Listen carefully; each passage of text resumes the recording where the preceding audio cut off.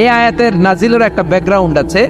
বিশ্বনবী বানিল মুস্তালাকের যুদ্ধে জয়লাভ করলেন, সব বানিল মুস্তালাকের লোকেরা কালিমা পড়ে মুসলমান হলো। বিশ্বনবী নামাজ শিখালেন, যাকাতের নিয়ম বললেন, আর বললেন যাকাত এখন নয়, 1 বছর পরে দিবা। যাকাত কি সাথে সাথেই দেয় নাকি মালে নেসাব হওয়ার 1 বছর পরে, ঠিক কিনা? 1 বছর পরে আমি আমার সাহাবা পাঠাবো, ওই সাহাবের কাছে যাকাত দিবা।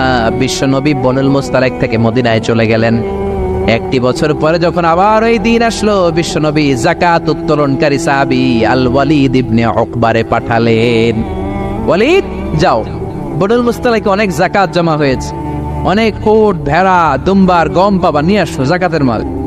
ওয়ালিদ রওনা হলেন যাকাত আনার জন্য। প্রতিমধ্যে ওয়ালিদ ভাবে, জাহেলি যুগ থেকে বনুল মুস্তালাকের সাথে আমার বংশের কিলাকিলি, অনেক আগ থেকে ওই বনুল মুস্তালাকের সাথে আমাদের শত্রুতা। আজকে যদি আমারে একা পায়, আমারে পিড়াইয়া সাইজ কইরা ফেলাইবো। এক কাজ করি, না যাই, না যাই বানায় একটা মিছা কথা কই নবীর কাছে। মাসবুদ থেকে অ্যাবাউট টার্ন ফিরে এসেছে, এসে বলি ইয়া রাসূলুল্লাহ যাকাত দেয় না, সব কাফের হয়ে গেছে, আমারে রামদা দিয়া দাবরানি দিছে, আমি দৌড়ে কোন রকম জানে পালায়া পাচ্ছি। যেটা বিশ্বনবীরে শোনালো কথাটা হাসানা মিছা? সবাই বলেন কত পার্সেন্ট মিছা? বিশ্বনবী তো রেগে গেলেন, কারণ বিশ্বনবী তো গায়েব জানতেন না, যতক্ষণ না আল্লাহ গায়েব না জানাতো, ঠিক কিনা? রেগে গেলেন, রেগে গিয়ে বললেন, যাও 1200 সৈনিক নিয়ে রেডি হও। খালিদ ইবনে ওয়ালিদ রে বললেন, 1200 সৈন্য নিয়ে বনুল মুস্তালিকের উপর অ্যাটাক করো, অ্যাটাক বনুল মুস্তালিক।